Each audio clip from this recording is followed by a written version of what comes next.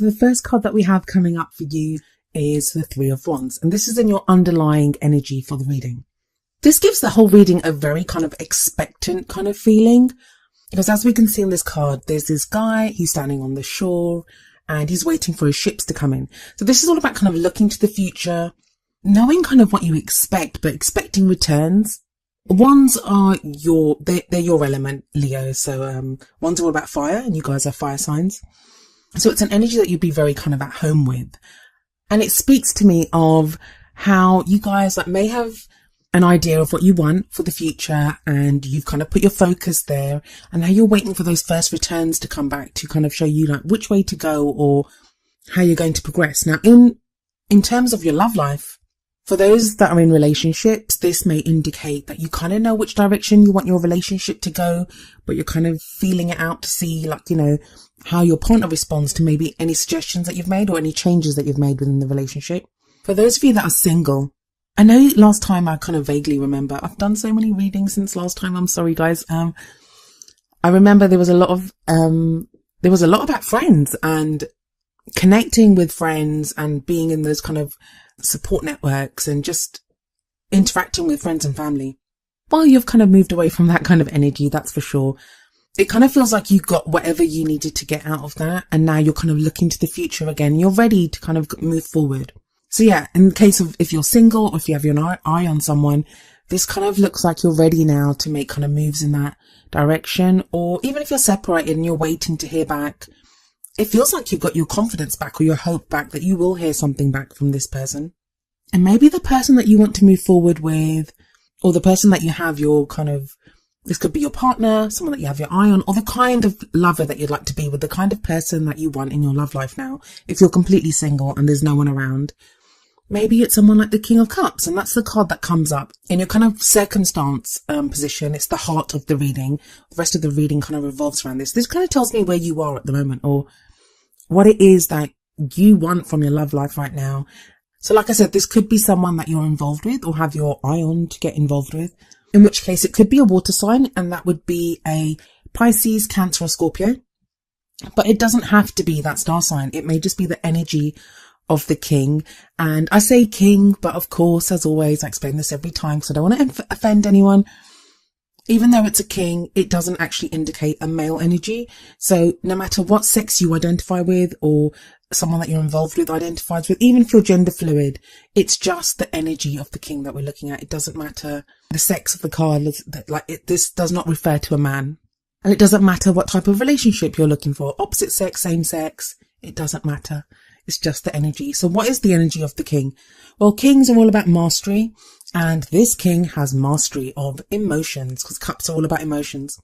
What that means is he's very in control of his emotions, which may sound like a negative. It makes him sound more like the King of Swords, but it isn't that. I mean, when you have control over your emotions, you only gain that control because you understand your emotions.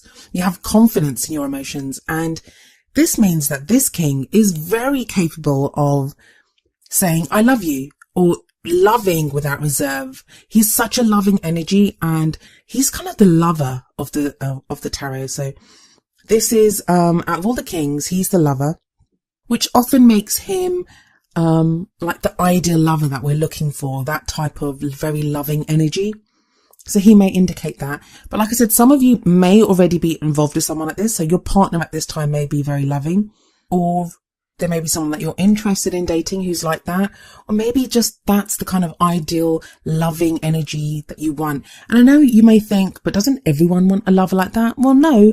Some people want excitement, some people want passion. This would be the kind of romance. He's very romantic. He's very sweet. He'd be a family man as well. Like, he'd be a very good kind of family man. He's that very sweet kind of nurturing energy that he has.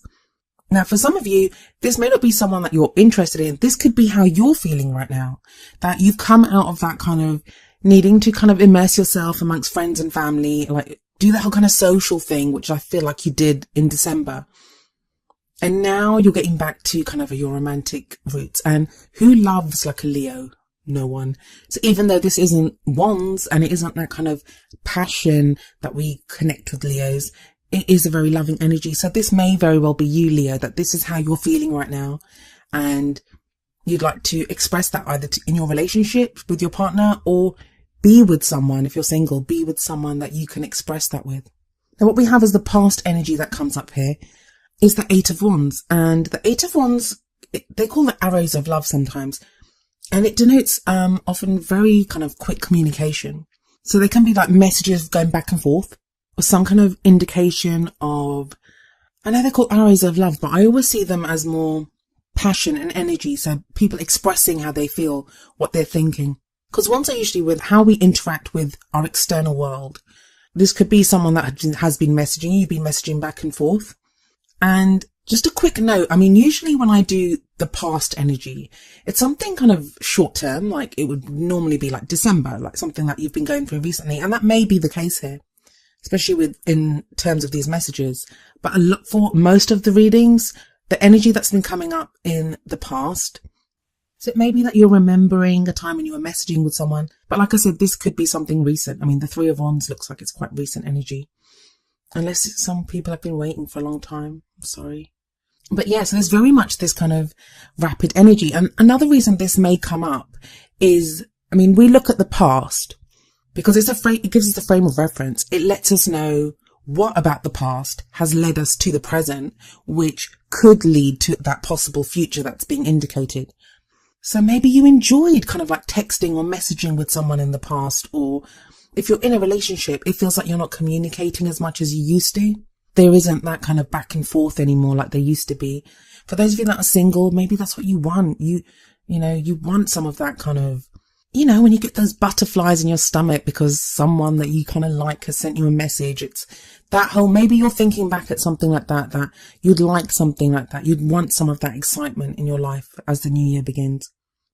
And that's why it's quite a leap from the Eight of Wands and we go to the present, where we have this very kind of stuck Four of Pentacles energy. Now, the fours, I say stuck, and that's probably just my Aquarius sun and Sagittarius rising that's kind of rearing its ugly head right there. Fours are very stable. It's about stability. But this is like when things are too stable and you're kind of keeping the stability by holding on to something. Now, sometimes we do need to hold on to things. It can be that message of like, don't let go of something that means something to you. Like, cherish it, hold on to it. Don't let go of it.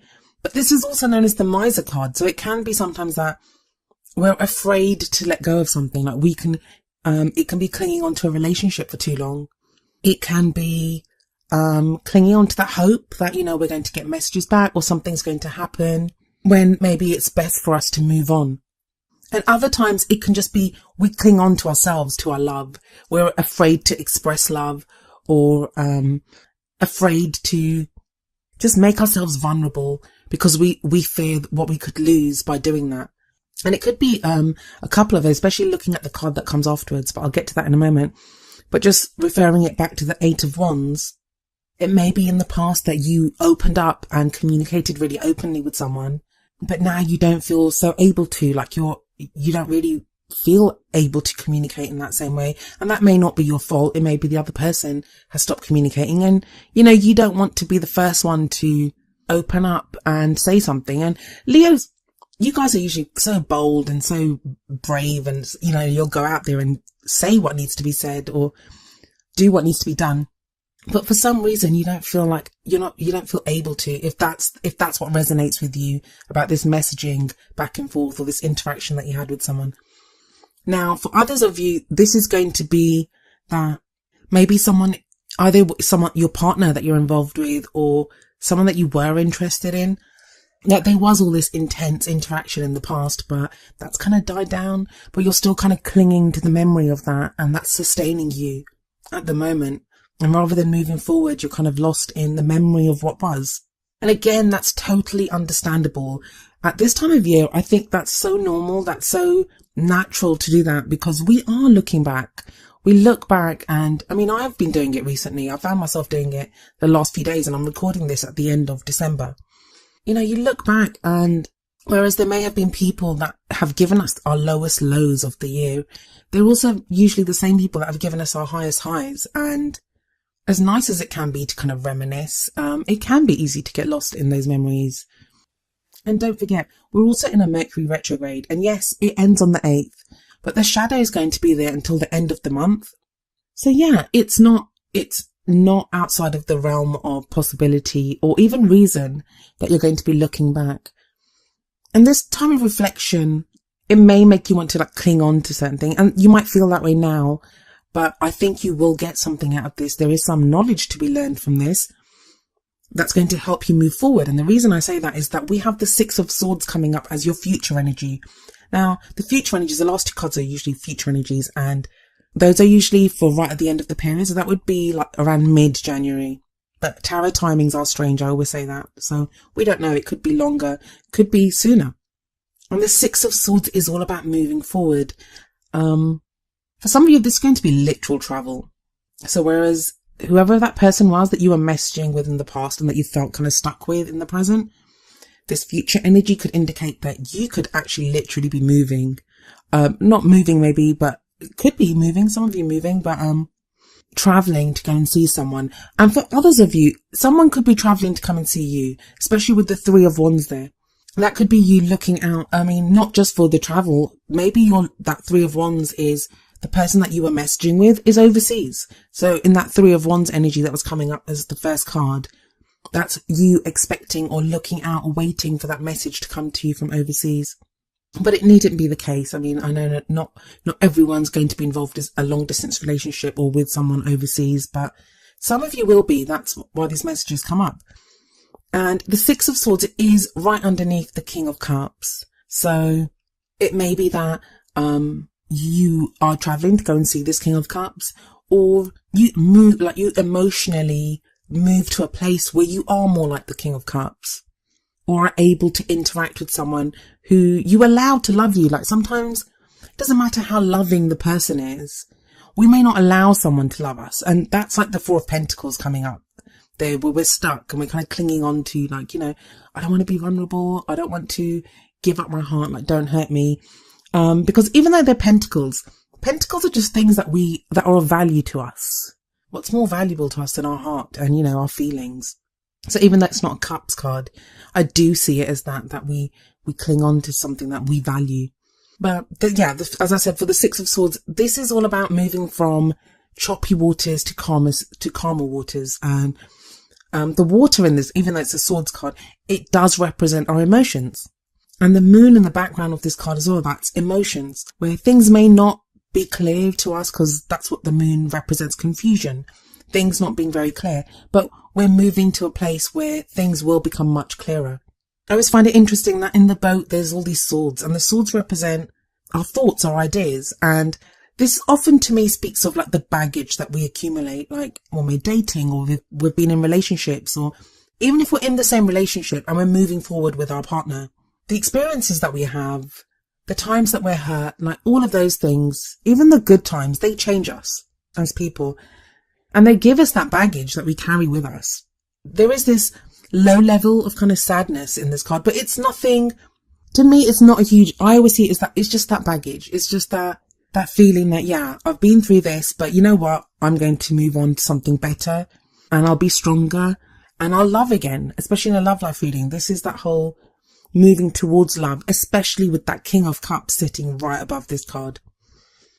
And the card that comes up next, that kind of says it all as well. It's the World. And the World is all about a successful completion of one phase in life. It's like whatever journey you've been on, that's now coming to a close. And again, it's not surprising that the World card is coming up. I mean, I've seen the World and the Fool, which is all about new beginnings. I've never seen those two cards come up as much as I have during this batch of readings. And yeah, it's the New Year energy that's doing that to us. We're ready to let go of things. We're ready to say, yeah, you know what? I want to change how I'm doing this. And yeah, it talks about the completion of one phase or one cycle in your life. But that doesn't mean if you're in a relationship, it doesn't mean your relationship's ending. No, not at all. It could be that you're moving into a new phase of connectedness with your partner, especially with that King of Cups there. And with the World card underneath the Eight of Wands here, maybe there's a new way of communicating now. Maybe there's a new way of connecting, a new way of interacting with your partner.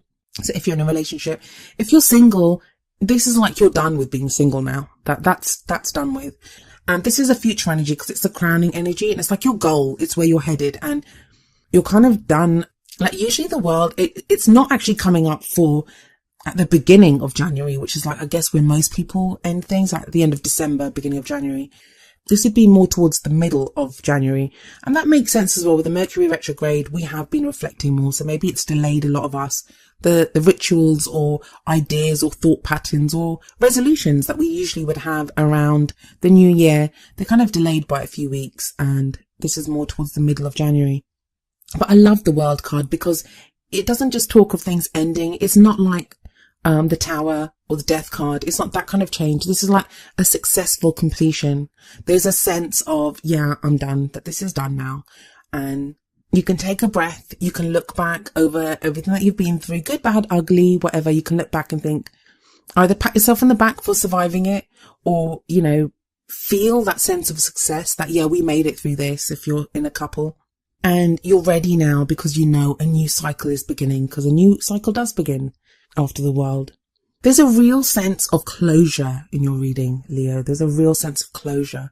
Like for those of you that have maybe been separated, or you've been away from someone, maybe you've been waiting for someone to contact you, or you've been deciding whether to contact someone. It feels like those decisions are made now, that you know how you want to proceed, that wherever kind of state of flux that you've been in, that no longer is the case. You've made your decision and you know what you want to do. And the first card out of the Oracle cards from the Romance Angels, it says that as well. We have forgiving and learning. And the card says, as you release and heal the past, you experience more love in your present moments.